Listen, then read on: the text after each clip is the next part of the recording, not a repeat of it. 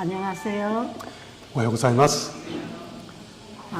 이번에 오키나와 나하 교회에서 보내는 일본인들을 위한 생방송 건강 세미나에 들어와 계신 여러분 환영합니다. 今日ですね、この場に出席されました皆様のみならず、このインターネットを通して出席しておられる皆様を心から歓迎いたします。 이 방송 세미나에 참여하신 분들은 여러 나라에서 들어올 수 있는 라인을 통해서 열리기 때문에 여러분들에게 상당한 도움이 되리라 생각합니다. 今回はですね、一方的にこの YouTube を通してお聞きになるだけではなくて、LINE を通して必要なまだですね、情報や交わりができますので、きっと皆様に役に立つプログラムになるだろうと思っています。 오늘 세 번째 강의 제목은 디톡스입니다. 今日3日目のですね、テーマはデトックスになります。 일단 우리 몸은 몸에 쌓인 노폐물을 청소해 주므로 몸 스스로 회복하게 하는 몸 청소하는 방법을 얘기할 것입니다.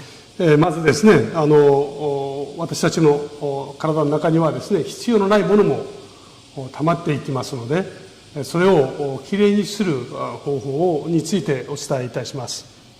어제 두 번째 강의에서 미국 뉴욕에서 세미나 할 때에 미연 수술한 후에 염증 때문에 회복이 불가능했던 환자 얘기를 했잖아요.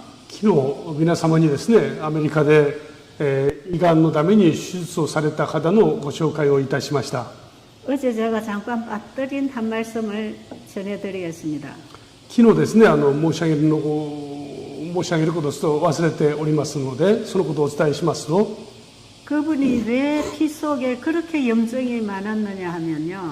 あの方はですね、血液の中にたくさんのこの炎症というか体の中に炎症を持っておられましたけれども、 평상시에 돼지고기를 너무 많이 먹었어요. 実はこの方はですね、豚肉が本当に好きでいらしたんですね。 한국에 살 때부터 아버지가 돼지를 잡아서 냉동고에 넣어놓고 친구들과 술을 마시는 그런 가정에서 자랐어요.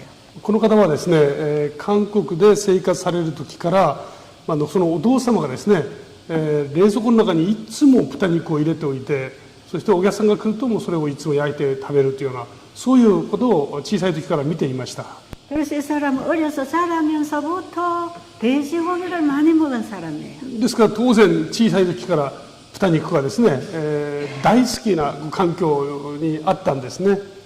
그런데 그 돼지고기를 즐겨 먹던 자기 아버지는 이 머리 밑이 전부 부스럼으로 드득드득 앉아 있다고 그래요. ところがその豚肉が大好きだったお父さんのですね、頭のこの皮膚ですね、そこはたくさんの炎症がいつもあったそうです。 어떤 약을 써도 낫지 않는 부스럼으로 그분은 평생 그렇게 살고 있더라는 거죠. そして子供が見た時ですね、お父さんはその病院にはよく通ってましたけども、薬を使っても全く効き目がなかったそうですね。 근데 그분이 이 세미나에 와서 이 돼지가 우리 몸에 염증을 일으키는 주 원인이 된다는 걸 알았습니다. ところがこの方がですね、このセミナーに参加して、この肉食ですね、たくさん食べる肉食が体の中に起こすたくさんのこの炎症の原因であるということに気づかれました。 그리고 이 돼지는 하나님께서 절대로 사람이 먹으면 안 된다고 주의를 준 동물인 걸 알게 됐어요. 聖書を見ますとですね、聖書は豚肉をですね、食してはならないものとして我々に提示をしています。 이사야서에 보면 돼지와 쥐를 먹는 자는 다 망하리라 그렇게 기록되어 있습니다. イザヤ書を見ますとですね、豚肉、それからネズミですね、そういうものに対しては本当に厳しく禁じていますね。 그리고 레위기 11장에도 보면 이것은 부정한 동물이라고 기록되어 있습니다. そして旧約聖書のレビ記を見ますと、これは汚れたものをですね、食べてはいけないものとして提示します。 그래서 이 동물은 죽음도 만지지 말라 그랬어요. そしてこれらの動物はですね、死んだその死体さえも触ってはならない、そう書いてあります。 그런데 엘렌지 화이트서에 보면 돼지의 세포 조직은 기생충으로 분석이 되어 있다 그랬어요. ところがですね、ファイトの書物を見ますと、この豚肉のですね、内臓なんかはこの寄生虫でいっぱいだって書いてありますね。 더러운 오물을 먹고 사는 돼지의 세포 조직은 다 기생충으로 짜여 있다는 것입니다. よくお物を食べたりですね、そういうものをよく食べるこの豚は体の中に寄生虫がたくさんたまるような環境にあるわけですね。 이 돼지고기를 완전히 익히지 않고 먹었을 때에 돼지의 기생충이 몸속으로 들어가는 で 것입니다. その豚肉を完全に熱して全部殺して食べなければですね、当然人間の体にそのまま寄生虫が入ってきます。 이것이 몸속에서 기생을 하면서 자랍니다. これはもし人間の体に入ってきたらですね、これが体に今度人間の体の中で生きていきます。 그래서 이 기생충이 혈관을 따라 돌아다니다가 뇌를 건드리면 간질병이 일어나기도 합니다. でその寄生虫が血管を通して頭の脳に入っていきますと、厳しい病気をですね引き起こしますね。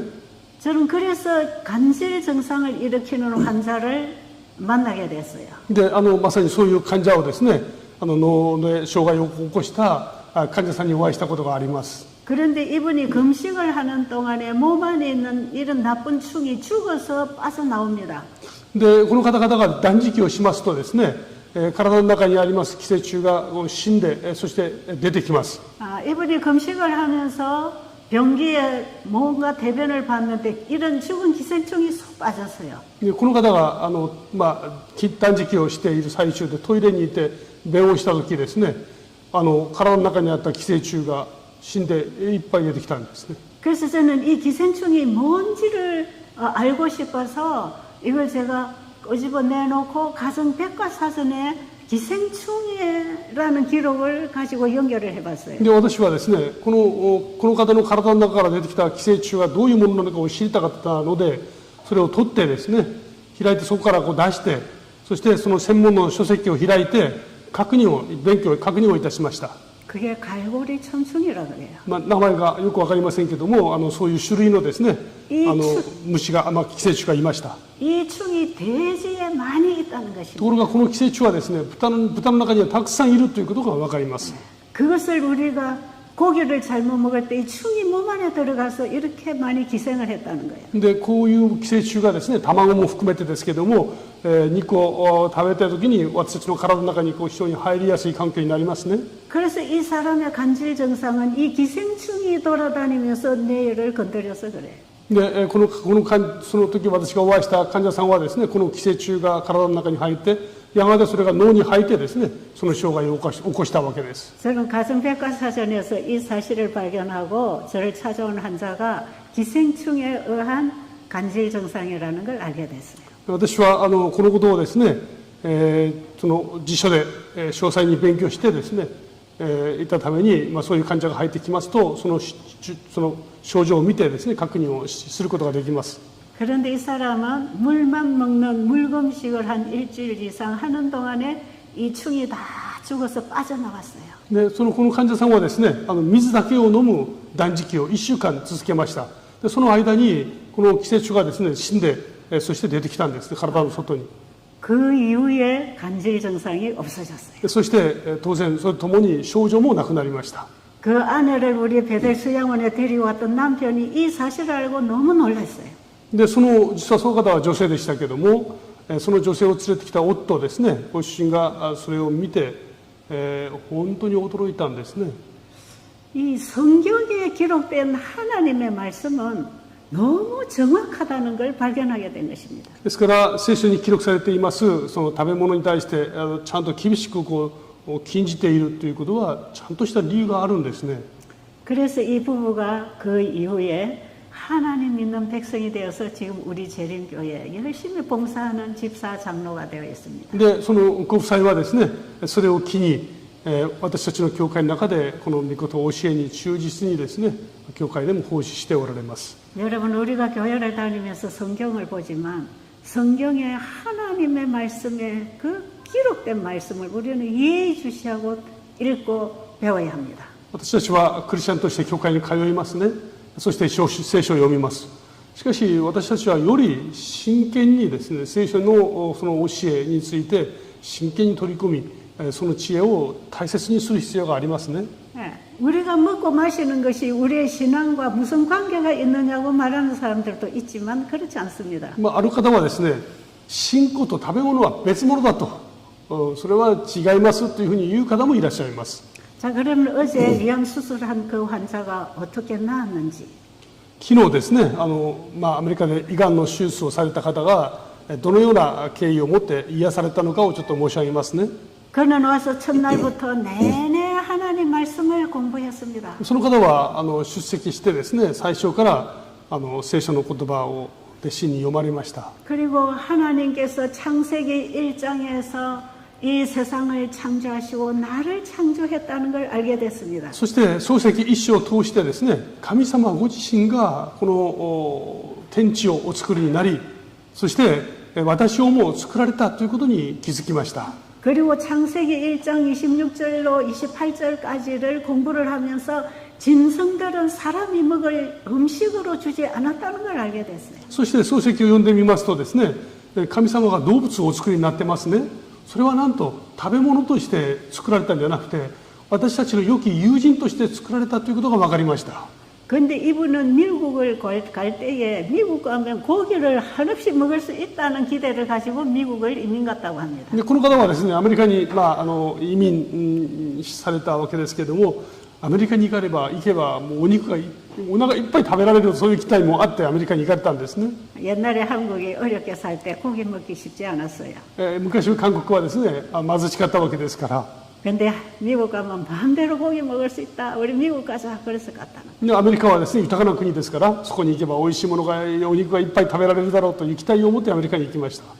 그런데 그분들이 먹은 음식이 그 병을 만들었다는 걸 드디어 알게 됐어요. ところがアメリカに行って食べた食べ物がですね、自分に大きな病気をもたらしていたんだということが分かりました。 그래서 지금까지 잘못 먹은 것을 회개하면서 그걸 다 끊고 하나님이 먹으라는 음식으로 다시 시작했습니다. でそれで、それまでですね、好き好んで食べたものをやめて、神様が聖書を通して提示してくださる食べ物に変えました。 자, 여기서 회복이 시작된다고 그랬죠.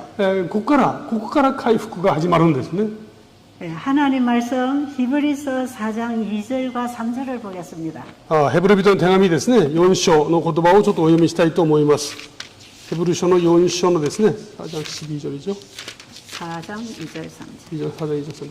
ヘブル書、ヘブライ人の手紙4章2節と3節をですね、お読みしたいと思います。これは、この前の言葉ですからここにないですね。はい、ちょっとお読みいたしますね。というのは、私たちにも彼ら同様に福音が継がされているからです。けれども彼らには聞いた言葉は役に立ちませんでした。その言葉は、それを聞いた人々と信仰によって結びつかなかったためです。信じた私たちはその安息に預かることができるのです。私は怒って誓ったように、彼らを決して私の安息に預からせはしないと言われた通りです。もっとも神の技は天地創造の時以来、すでに出来上がっていたのです。 자, 우리도 지금까지 교회를 다니면서 하나님의 말씀을 많이 들었습니다. 私たちもですね、今まで教会に通いながら神様の言葉をたくさん聞きました。 근데 그 말씀이 우리에게 유익이 되지 못한 것은 ところがですね、その言葉が私たちにとって有益にならないとするならば、 그 말씀에 우리의 믿음이 결합하지 않았기 때문이다. その御言葉にですね、私たちの信仰が共感していないからですね。 그러나 그 말씀에 믿음을 결합해서 그 말씀을 받아들인 자들에게는 이미 안식에 들어간다. 그렇게 기록합니다. しかしその言葉を受け入れて、そしてそれに実践する人々はすでに天の安息に加わらせていただけるというふうに書いてありますね。 하나님의 말씀에 대한 믿음을 가졌을 때 우리는 그분의 안식에 들어간다는 거예요.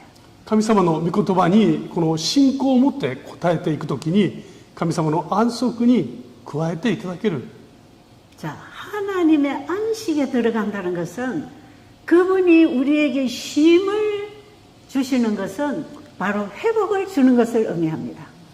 神様の安息にこの入るということはですね、神様が私たちをご自分の回復にですね、招いてくださるということを意味します。 자, 우리의 믿음에는 순종이라고 하는 행함이 항상 같이 가는 것이에요. そして私たちの信仰というのはですね、その神様の言葉に従う生き方というのが加わりますね。 그래서 야고보서에는 행함이 없는 믿음은 그 자체가 죽은 것이라고 했어요. ですからヤコブの手紙の言葉の中にはですね、信仰、行いのない信仰は死んだ信仰だと教えます。 예, 우리의 믿음은 우리의 행동으로 증거하는 것입니다. ですから私たちの信仰は私たちの行為で、それで証しをすることになりますね。 그러면 하나님의 말씀에 대한 믿음을 가졌다면 그 말씀에 순종하게 되는 것입니다. ですから神様を信じ、神様の言葉を重んじるならばですね、私たちの生き方は当然その御言葉に沿った生き方としてそこに加わります。 하나님의 말씀에 대한 믿음을 가지고 그 말씀에 순종할 때에는 내 생각과 내 계획과 나의 행동을 중지하는 것입니다. 神様を信じてその御言葉に従って生きるということはですね、私の思い、私の考えを主の前に全て置くことを意味します。 하나님께서는 창조 때에 창세기 2장 1절에서 아담과 하와를 창조하시고 바로 안식일을 주셨습니다. 創世記を見ますとですね、神様はその愛するアダムとそしてその妻を作られた後にすぐ第7日安息日に入られました。 여러분, 안식일은 내가 너무 피곤하고 지쳐서 일주일 동안 일했으니까 이제 쉬고 예배드리라 이런 의미 이상이 있습니다. この安息日第7日安息日というのはですね、6日間一生懸命働いて、もう疲れたから休もうというんで休みながら礼拝するということにとどまる言葉ではありません。 안식일은 하나님께서 우리에게 주시는 약속이 있습니다. この安息日という約束の中にはですね、私たちにこの真の安息を与えてくださるという約束が加わっていますね。 자, 내가 너희들을 창조했단다. 私があなた方を作りました。 그리고 너에게 필요한 건 내가 다 미리 만들어 놨단다. そしてあなた方に必要なものは全て用意されています。 그리고 앞으로도 너에게 필요한 건 내가 다 해줄 거야. そしてこれから必要な全ても私が用意します。 그러니 너희들이 스스로 일하고 살려고 하지 말고 내 말을 듣고 내 말에 순종해라. だからあなた方が自分自身の力で一生懸命生きようとせずに、私の言葉に従って私の内側で生きなさいというふうにおっしゃってくださいますね。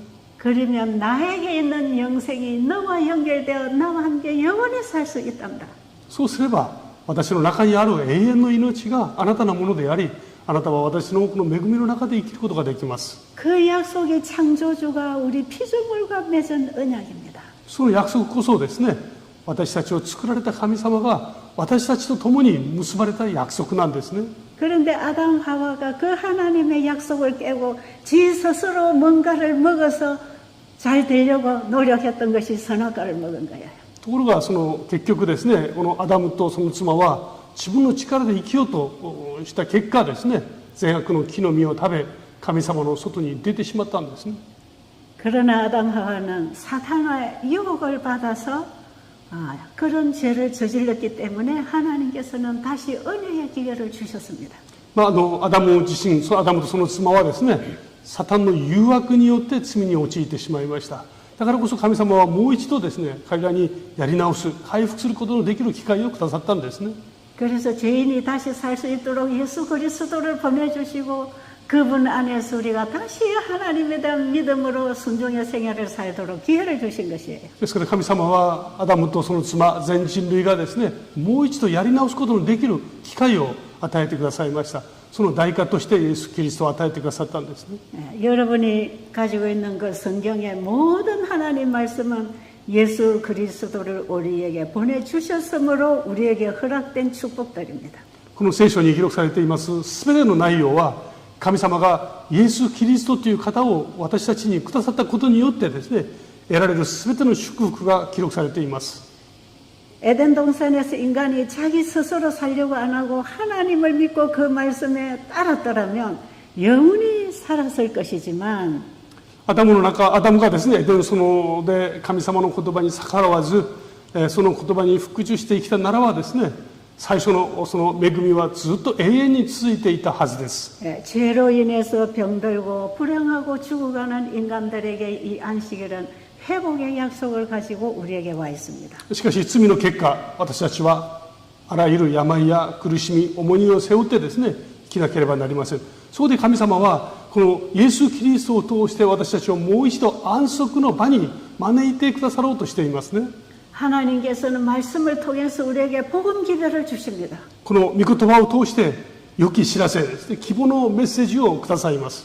그 말씀의 창조력에 있어서 그 말씀대로 되어질 것을 믿음으로 말씀을 받아들였을 때 우리는 자기 일을 쉬고 순종하는 사람이 되는 것이에요. この聖書の約束の言葉を捉えてですね、自分自身をその主に委ねていくときに神様の恵みのうち、この安息の世界に私たちは招かれます。 이 믿음으로 쉬는 안식. 信仰を持って得ることのできる安息。 자, 창세기 2장 1절로부터 준 그 안식일. 創世記ちょうど2章1節にですね、詳細に書いてありますけれども、安息日についてです。 지금도 우리에게 예수님을 믿음으로 말미암아 누릴 수 있는 그 안식. それは今なおですね、私たちがイエス・キリストを信じることのできるその恵みによって得ることの安息と同じなんですね。 그리고 우리가 밤에 잠을 자는 동안에 우리 몸이 완전히 휴식하는 안식. そしてそれは夜一日の疲れを癒してゆっくり休むことのできる夜、その寝てる時の与えてくださる安息と相通ずるものがあります。 그리고 하나님 말씀 불순종하고 살아오던 모든 삶과 길들여진 잘못된 식습관을 다 내려놓고 하나님의 것을 받아들이는 안식. そして日常生活の中でですね、自分の思いのまま生きた生き方、自分が食べたいものを食べる生き方、それらものを全て置いて神様の進めてくださる恵みによって生きることのできる時に得られる安息ですね。 지금까지 잘못 살아온 나의 삶을 내려놓고 하나님의 말씀에 따르는 새로운 삶을 시작할 때 우리 몸에는 회복이 일어납니다.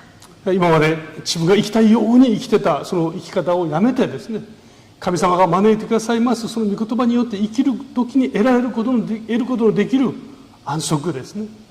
우리 몸은 잠잘 때 회복합니다.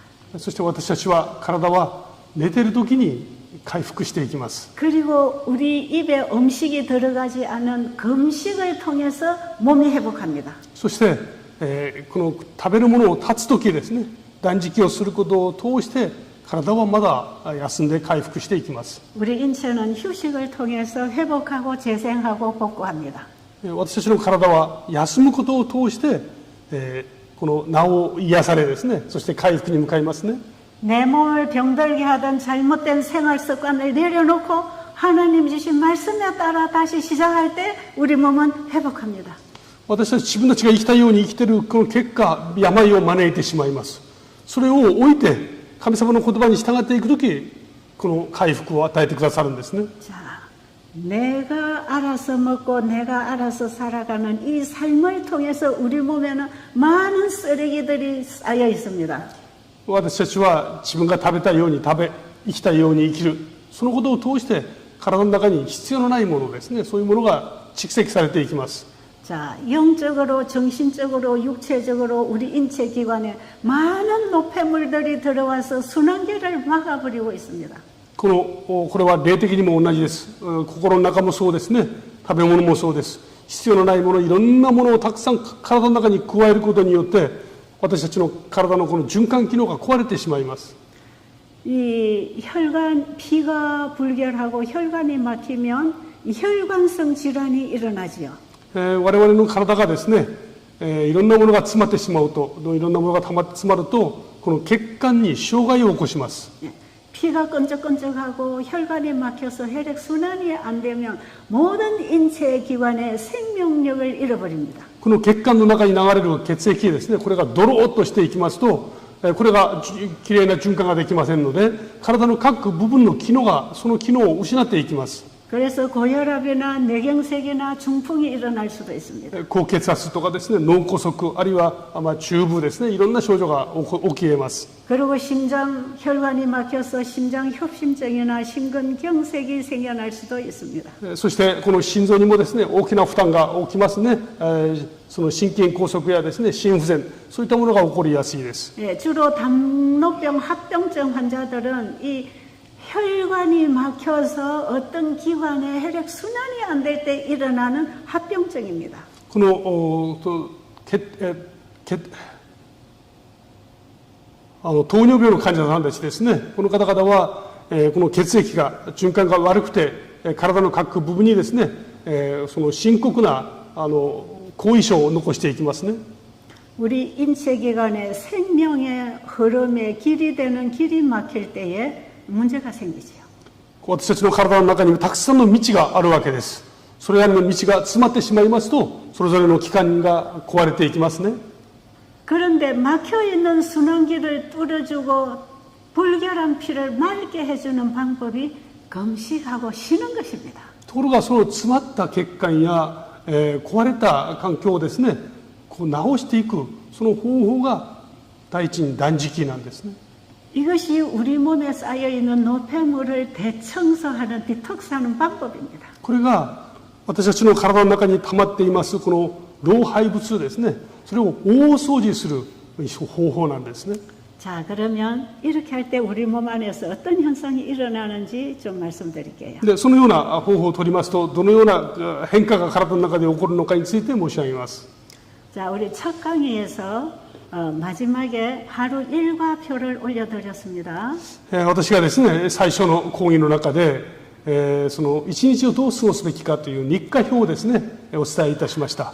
그 올려드린 일과표는 이 세미나 기간 내내 그 생활을 하는 동안에 여러분의 몸에 지금 제가 얘기하는 이런 이제 회복의 경험을 하게 되는 일과표예요. この日課表はですね、この20日間のセミナーの期間中に皆様がそれに従って生きることを通して皆様の体の中で起こる変化、それをですね確認することのできる日課になっています。 거기 보면 우리가 하루 종일 물만 마시는 물금식하는 방법이 있죠. そこを見ますと一日中ずっとお水だけを飲むっていうですね水断食について、記録していますね。 또 하루 세 끼 식사 시간에 과일만 먹는 과일 금식법이 있죠. そして、一日3食ですね食事を断って果物だけを食べるという果物断食がまたそこにありますね。 이번 첫 강의부터 오늘까지 여러분들이 참여하고 들어올 수 있는 것이 물금식 내지는 과일금식에 지금 참여해야 됩니다. 皆様がですね必要であれば必要に応じてですねこの水の断食あるいは果物食ここにですね加わることができます。 그리고 위염이나 위궤양이 있어서 위가 쓰리고 아픈 분들은 물금식이나 과일금식을 하지 말고 흰죽을 먹어서 죽금식을 하라고 썼어요. そして胃の中に痛みを感じる方いらっしゃいますね。そういう方々は水や、果物食をやめてですねお米のおかゆを、それを召し上がるようにですねそれまだ進めています。 그리고 체력이 너무 약해서 체중이 줄어드는 것을 불안해하는 분들은 건강식으로 소식을 하라고 했어요. そして、体がとても弱い方いらっしゃいますね。体重がこの低くてそういう方は、この健康な食事を少量召し上がっていただくということをお勧めしていますね。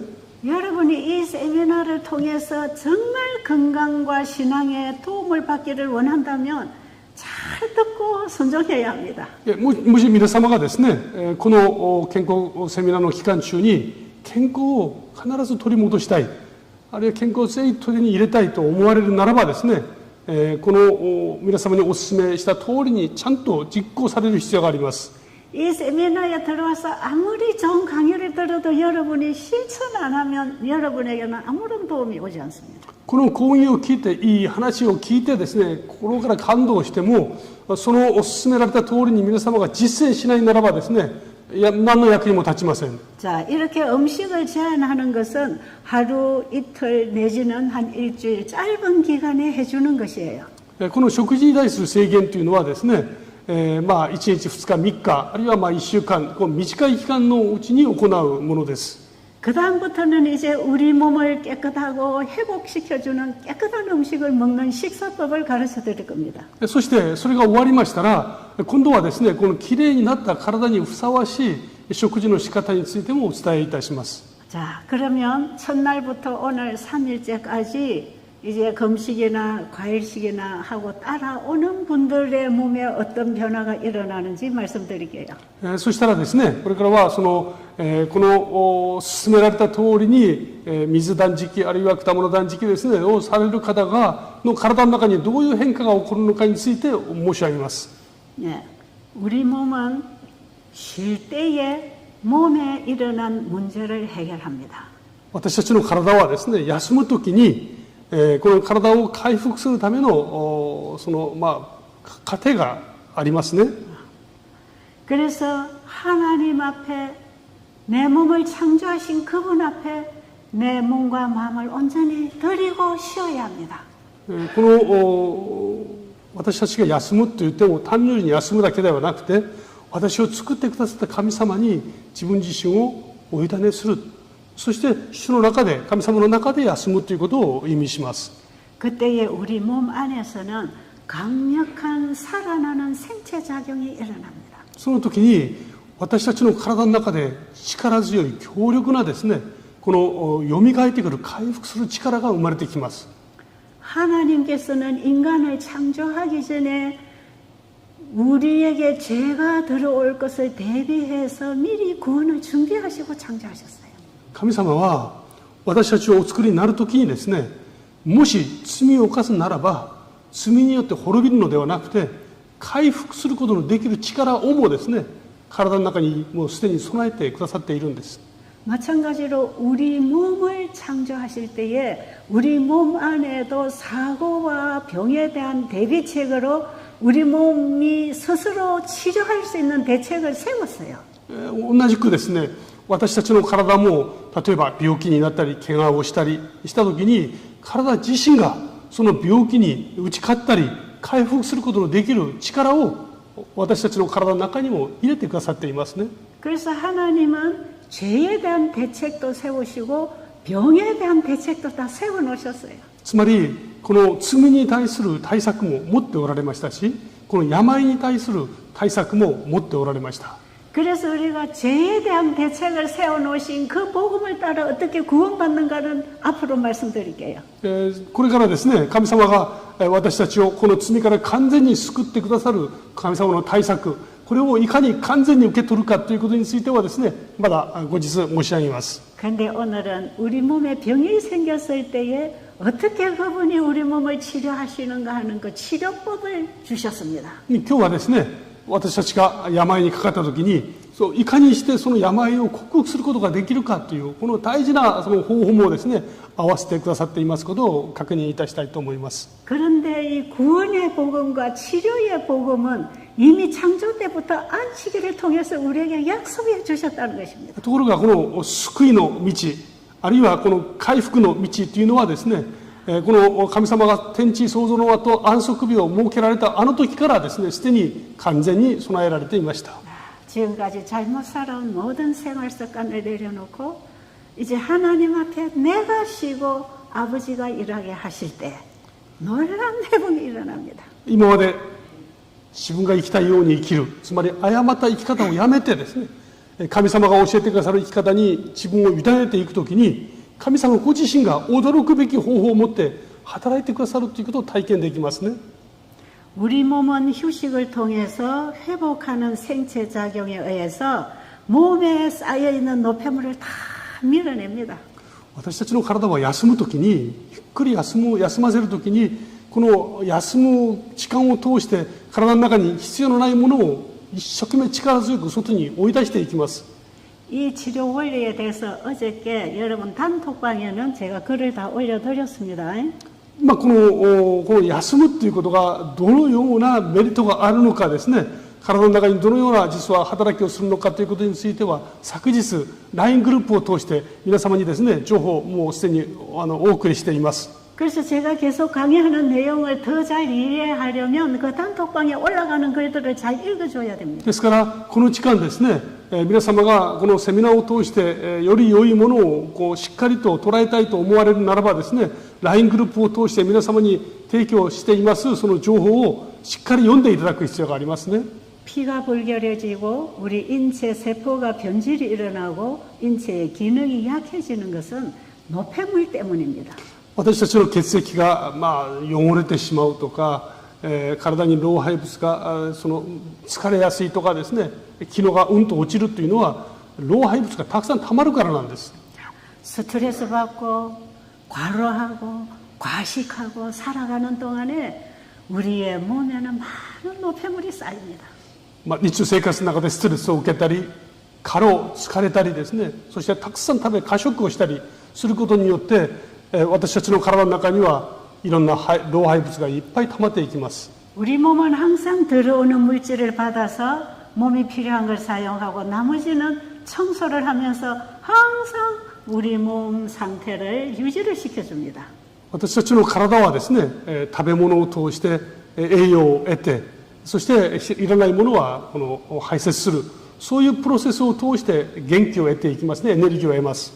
근데 우리 몸이 들어오는 걸 받아서 쓰고 나머지를 청소하면서 신진대사를 시키는데 이 일이 너무 힘들 때 몸에 노폐물이 쌓입니다.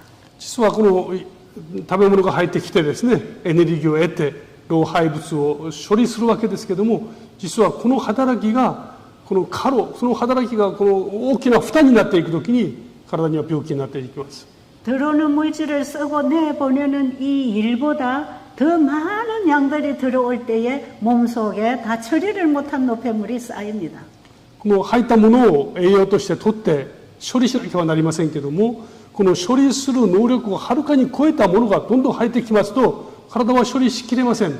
ですから結果的に体の中にいらないものがたくさん溜まっていきます。 그래서 피도 끈적끈적해집니다. 血液もドローとなっていきますね。 그리고 노폐물이 가득한 피를 통과시키는 혈관에 이 노폐물들이 다 붙어서 혈관을 막아요.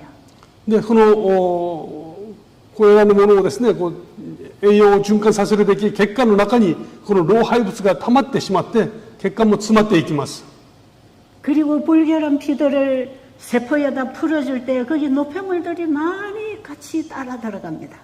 この血液を通して体の隅々までですね、この栄養素に、その栄養素を届けなければいけませんけども、その届ける栄養素とともに必要のないこのゴミも一緒にですね、届けますから、体の各細胞も病気になってしまいます。 우리 몸은 새로 들어오는 그 피에서 주는 물질들을 가지고 날마다 살아가고 있는 것이에요. 実は私たちの体はですね、隅々のこの細胞というのは毎日血液を通して与えてくれるこの栄養素を通して元気よく生きていきますね。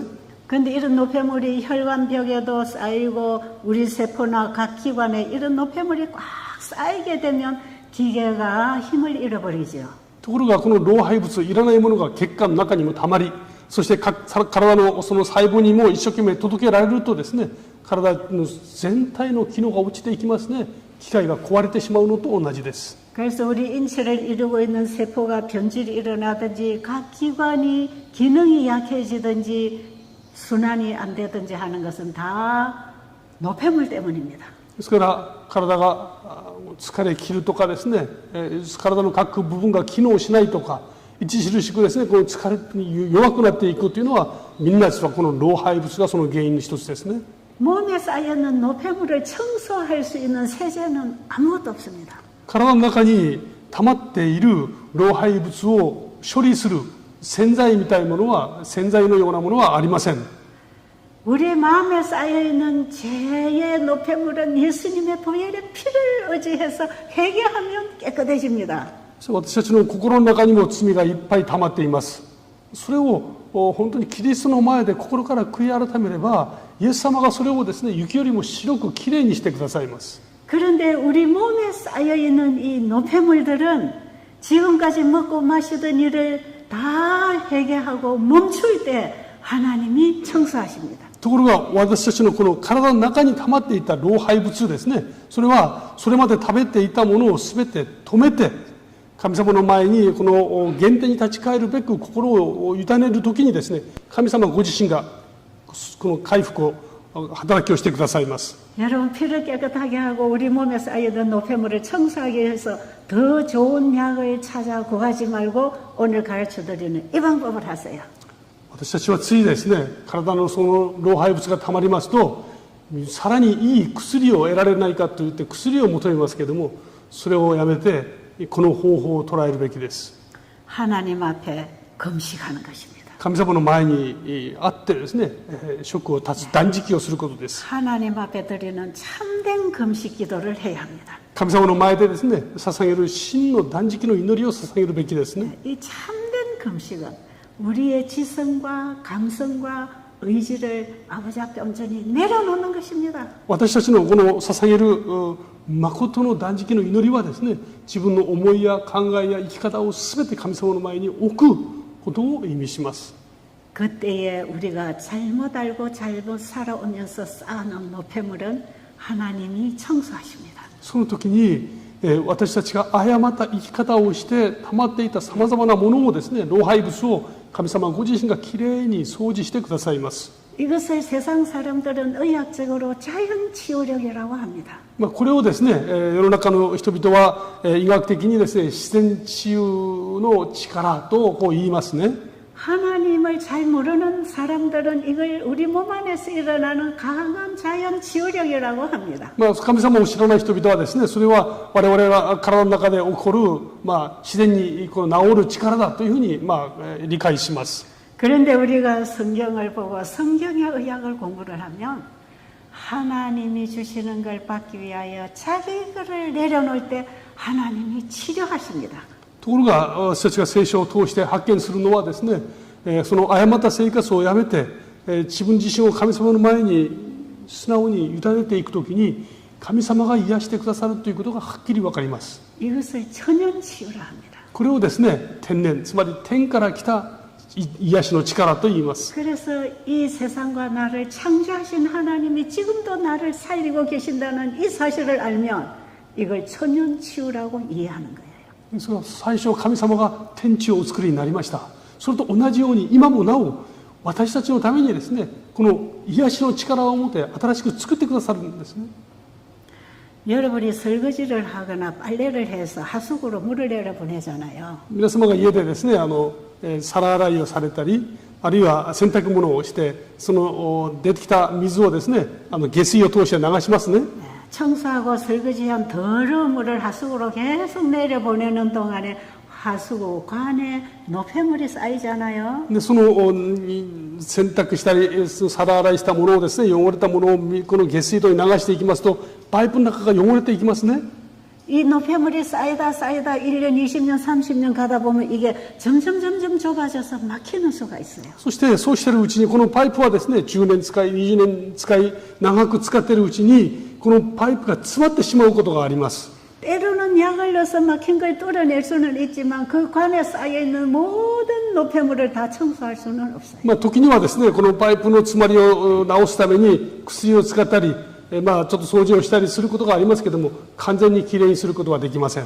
아마 그 관이 점점 막혀서 이 물이 안 내려가면 나중에 관을 다시 갈아 끼워야 될 것입니다. おそらくですね、これがもう詰まりすぎて、もういよいよ物が通らなくなりましたら、パイプを全部取り外して新しいものに入れ替えなければならないはずです。 그런데 우리 몸 안에는 피를 통과시키는 관들이 길게 내려져 있습니다. ところが私たちのこの体の中にはですね、それらのものをこの血液を通していく血管が体の隅々までいっぱいあります。 심장으로부터 대동맥, 소동맥, 중동맥, 모세혈관까지 쫙 흐르고 있죠. この体の中のですね、心臓からそこから動脈や血管、そもそも太い血管から細かい血管に至るまで体の隅々まで広がっていますね。 그런데 우리가 지금까지 먹고 마시고 살아오면서 노폐물을 쌓아놓으면 이 관이 막힌다 이 말이에요. ところがその私たちがですね、その日々の生活の中でいらないものをいろんなものを暴食したりいらないものを食べたりするとそれが血管の中に溜まっていきます。 육식을 많이 하는 사람들이 대장암이나 직장암이 걸려서 수술을 하려고 잘라보면 이렇게 관이 넓어야 되는데 이렇게 좁아져 있다는 것입니다. 例えばお肉をたくさん召し上がる方はですね、そういう方が大腸がんにかかっていってその大腸がんを切ってみるとですね、その腸の中に広いはずの腸がですね、いろんなものでいっぱい詰まってとても狭くなっていることがわかります。 왜 그러냐 하면 고기를 먹은 그 찌꺼기들이 배설이 되지 않고 이 관에 다 막히는 것이에요. たくさん食べました肉のですね、その老廃物が外に出ずにそこに溜まっているからです。 마찬가지로 우리 몸에 노폐물이 많을 때 혈관들이 이렇게 다 막힙니다. 同じようにですね、この我々の血管も同じように詰まっていきますね。 그래서 피가 끈적끈적하고 혈관이 막혀서 정상적인 압을 넣어서 혈액 순환이 안 돼서 고혈압이 생기는 것이에요. ですからこの血管が詰まっててですね、正常に血液が流れていきませんから、この血圧を上げていくわけです。高血圧になりますね。 그리고 고기를 많이 먹은 기름이나 피 속에 있는 노폐물들이 피를 엉키게 합니다. 혈전이 생기게 하지요. そしてこの血管の中に流れる血液がですね、ドローとしてますので、この血液そのものがまた固まりやすくなるわけです。血栓ができます。 이런 혈전이 생긴 것들을 풀어주기 위해서 아스피린이나 이런 묽게 하는 약을 먹이잖아요. ですからそういう人の時はですね、アスピリンという薬を使ってこの血液をサラサラにしようとしますね。 나중에 심장 협심증이나 뇌졸중이나 이런 중풍을 방지하기 위해서 혈전을 풀어주는 약들을 먹입니다. 例えばその脳梗塞やですね、心臓病だとかそういう病気を予防するためにもですね、血栓を作らないようにこの血液をサラサラにするために薬を使います。 근데 어저께 미국에서 온 그 편지를 보니까 병원의 의사가 자기 피가 이렇게 혈전이 생기고 끈적끈적해서 나중에 중풍이 올 확률이 많다고 걱정을 했다고 그랬잖아요. 昨日私がご紹介をしましたそのアメリカのですね、この手術を受けた方は病院に行きましたら、血液がとってもドロドロしててですね、脳梗塞を起こしやすいということを医者から言われたことを申し上げました。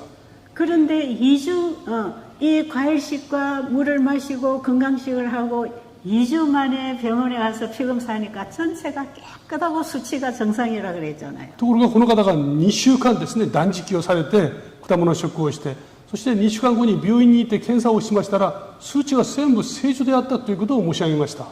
지금 이 방송을 듣고 계시는 여러분들이 어떤 문제를 가지고 있든지 간에 우리는 우리 몸에 쌓여있는 노폐물을 청소를 한번 해버리면 모든 문제가 해결됩니다.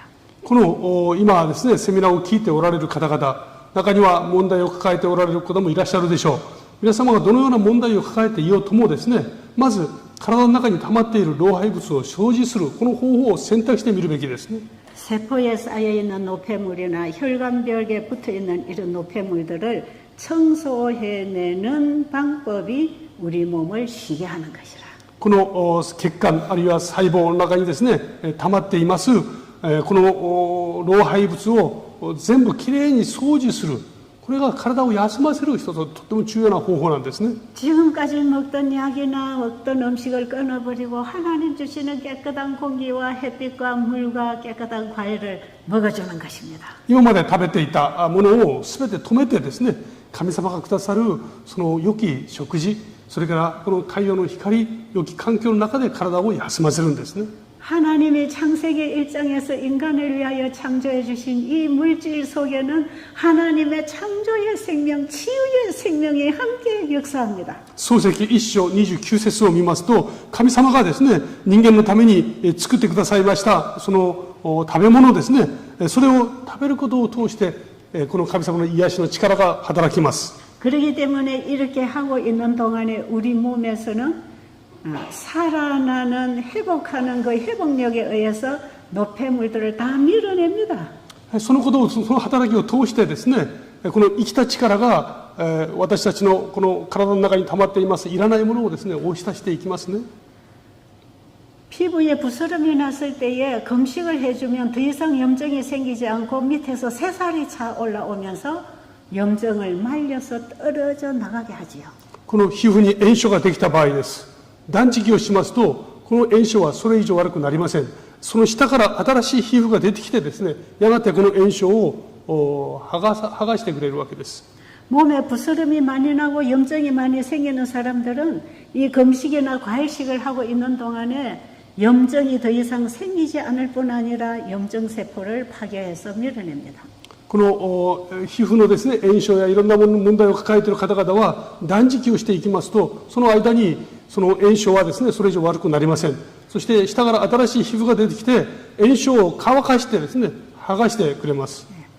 부스름이 더 이상 생기지 않고 여기 새살이 차서 새로운 세포가 만들어지면 여기 염증이 딱지가 돼서 떨어지는 게 부스름 딱지가 떨어지는 거예요. 이게 자연 치료예요. この断食をすることを通してですね、皮膚の炎症が硬くなって、そして、やがて剥がれていきますね。体にそういう自然に癒される力があるんですね。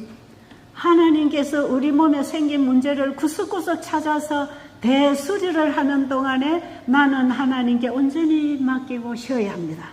ですから神様が私たちの体の中でですね、隅々問題があるところを癒してくださいますので、その間、私たちはこの体を神様に完全に委ねることが大事なんですね。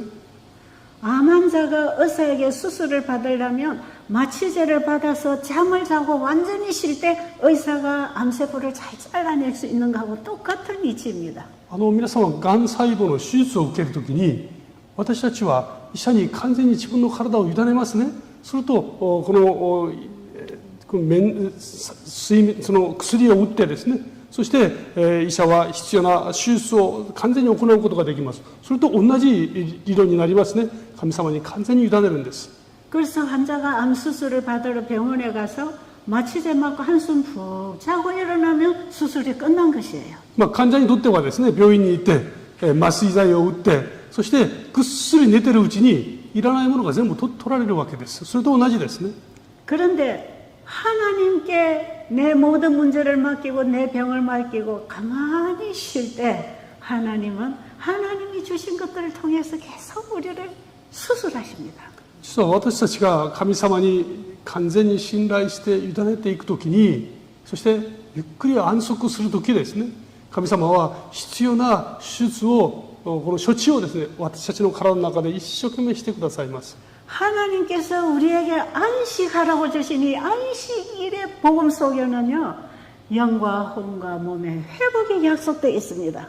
この神様が私たちに安息しなさいと命じて与えてくださいました。この安息日のこの福音の中にはですね、心と体の真の回復、そのことが含まれています。 하나님은 오늘 우리에게 수고하고 무거운 짐진 자들아 다 내게로 와라 내가 너희를 쉬게 하리라고 약속하셨어요. 神様はですね、今人生のさまざまな重荷を背負った者は私のもとに来なさい、私が休ませてあげようとこう呼びかけてくださっています。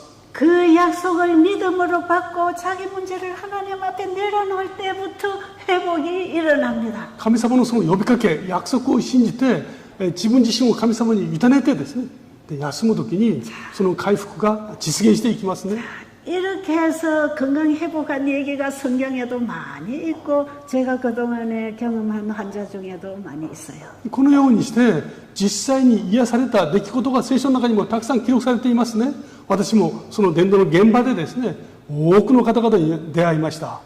그러니 여러분 이번에 내 생각과 나의 식욕과 내가 좋아하는 그 모든 것을 우리 하나님 앞에 내려놓읍시다.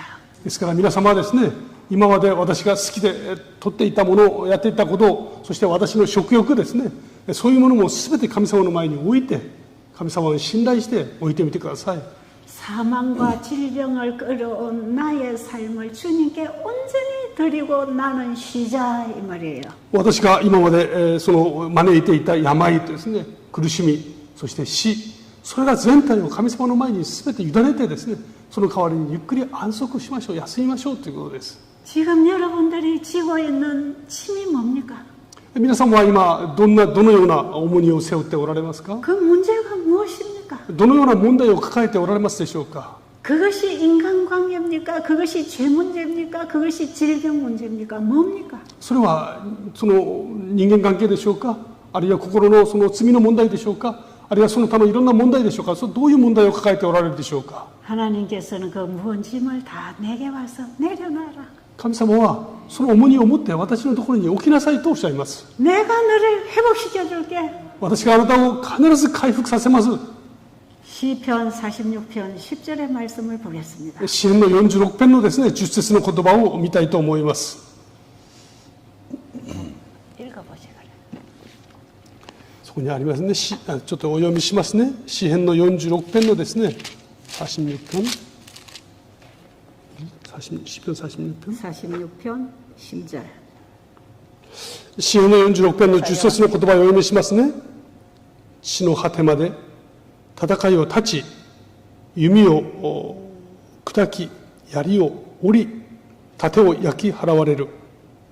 力を捨てよ、死れ、私は神とありますね。はい、 너희가 지고 있는 무거운 짐을 나에게 다 맡겨놓고 너희는 가만히 있어라. ここにありますね。自分が持っているものを全部そこに置きなさい。そして、私の前で完全に委ねなさいというふうにあります。 그러면 내가 너를 위해서 어떤 일을 하고 있는지 너희들이 알 것이다. そうすれば、あなた方は私があなた方のためにどういう働きをしているのかを見るであろうとあります。 자, 너희는 가만히 있어라. あなた方は何もすることがない。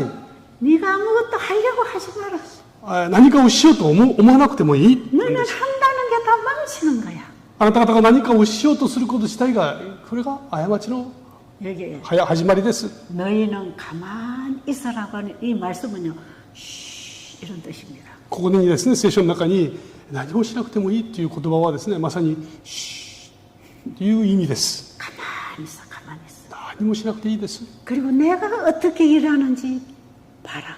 そして私があなたのためにどのように働くかを見なさい。 네 문제를 나에게 맡기고 나를 믿고 내 말에 순종하고 살아라.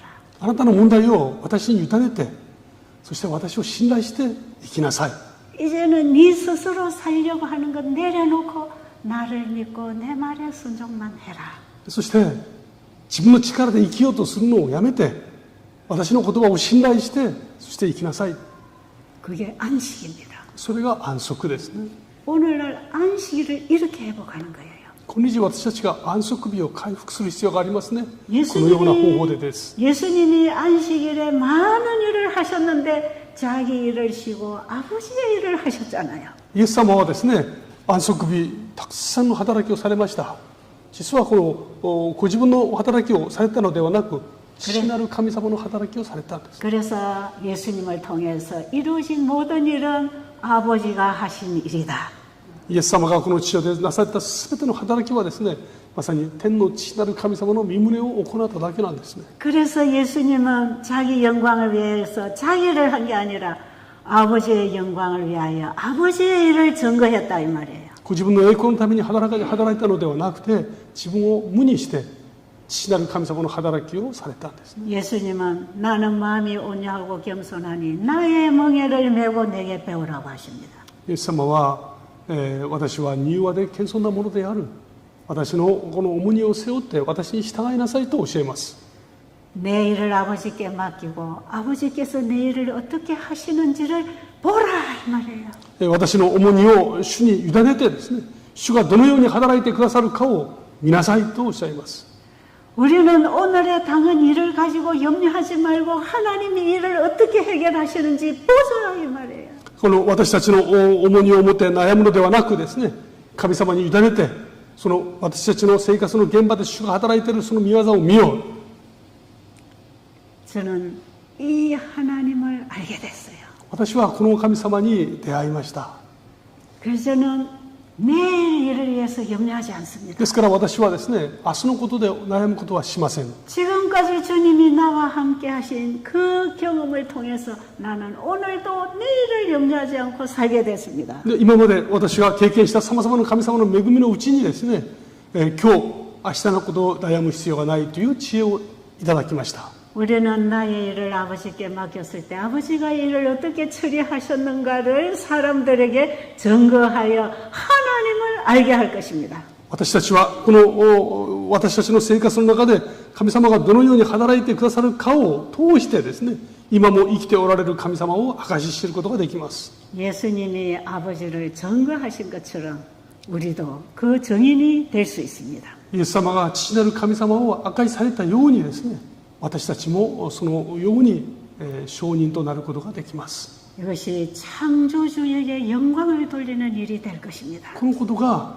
まさに私たちを作られた神様に栄光を期する生き方だということですね。 그래서 우리 인간에게 도움을 줄 수 없는 우상에서부터 우리를 창조하신 분으로부터 오는 도움을 전가함으로 사람들로 하여금 창조주를 경배하게 할 것입니다.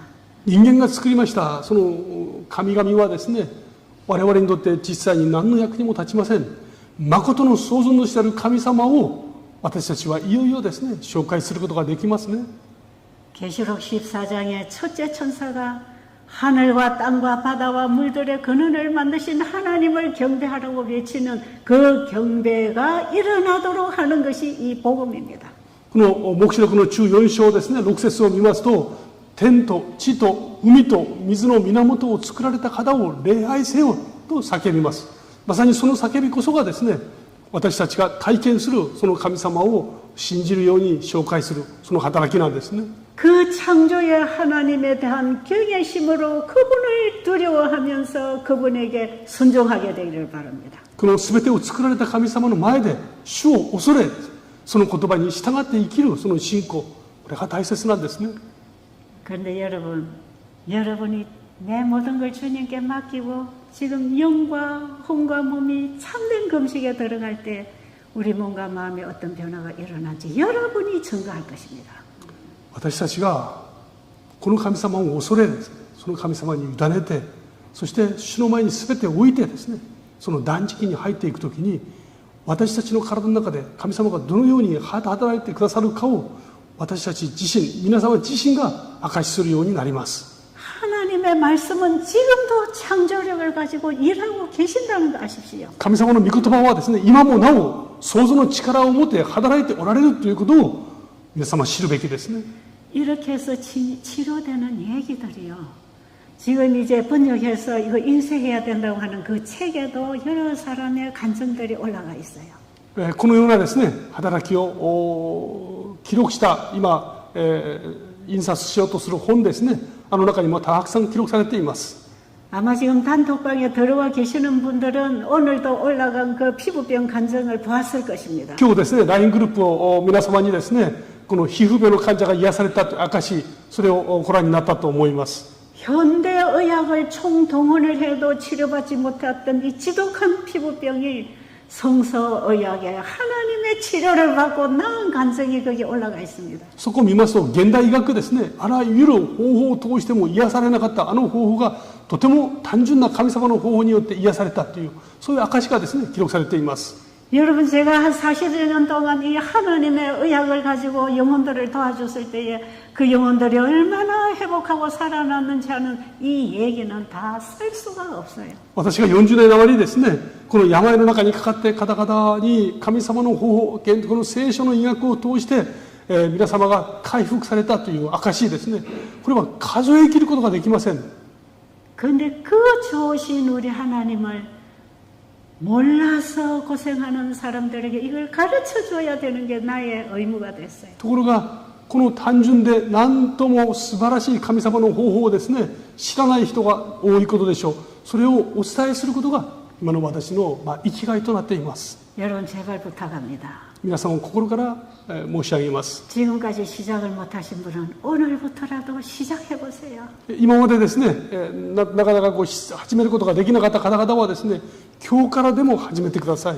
벌써 어제 그제부터 시작하신 분들은 오늘 몸에 변화가 많이 오고 있습니다. この昨日、一昨日からもう始められた方はですね、体の中にすでにも変化が始まっているはずです。 여러분이 거울을 보면 얼굴 피부가 깨끗하고 얼굴이 예뻐진 걸 보게 될 거예요. まずはですね、鏡を見ますとこの皮膚の色がきれいになりますね。 피가 깨끗해지고 혈액순환이 잘 되기 때문에요. 이 피부가 건강해집니다. 血液がきれいになって血管の流れが良くなりますと当然顔色もきれいになります。 우리 몸에 염증이나 혹이나 이런 노폐물들이 계속 파괴돼 나가기 때문에 이런 사이즈가 줄어들어갑니다. この体の中にあります老廃物がですね、徐々に除去されていきますから、体もとても循環が良くなりますね。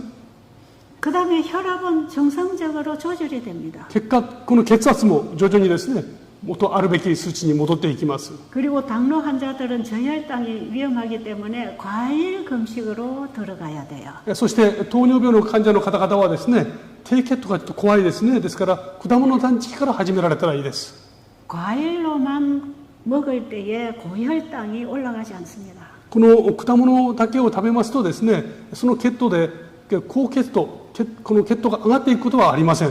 근데 어떤 경우에 조절이 잘 안 된다면 혈당이 200 이상 올라가는 동안에는 인슐린을 줄여서 사용을 해서 100에서 120 사이로 조절을 해야 됩니다. 場合によってはですね、この血糖が数値が200まで上がっていく場合は、これをですね、そのインシュリンを少なく調整しながら使って100から120の間に調整していく必要があります。 그리고 당뇨 환자는 먹는 것만큼 사용을 해야 되기 때문에 운동을 열심히 하고 깨끗한 물을 많이 마시세요. そしてこの糖尿病の患者の皆さんはですね、この使った分だけ、取った分だけ必ず消化していかなければなりませんから、運動をすること、そしてお水を丁寧に飲んでいくこと、とても大事ですね。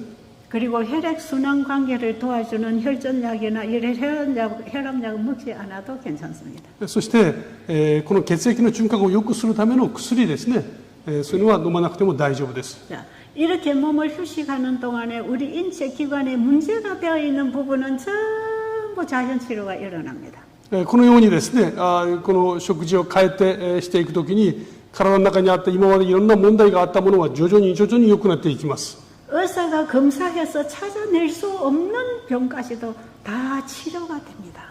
医者がですね、検査をして見つけ出すことができないようなその症状、病気もですね、それも自然にですね、治癒されていきます。 예, 사고가 나서 부러지거나 찢어지거나 이런 건 병원에 가서 입어야 돼요. 事故が起きてですね、骨が折れたとか、この傷が大きいとかいうのは病院に行ってですね、ちゃんと手当てを受ける必要があります。 그런데 당장 이것이 생명에 지장이 있는 병을 가지고 약을 사용하고 있다면 그 약은 회복될 때까지 써야 됩니다.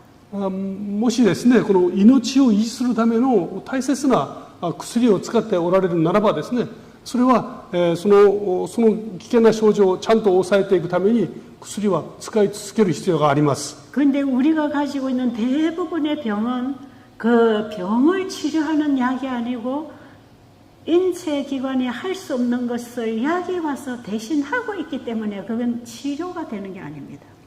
多くの薬はですね、私たちの体が働くことのできない機能を補うために使う場合が多いですね。それは、その薬は病気を治すためではなく、足りないものを補うために用いられることが多いです。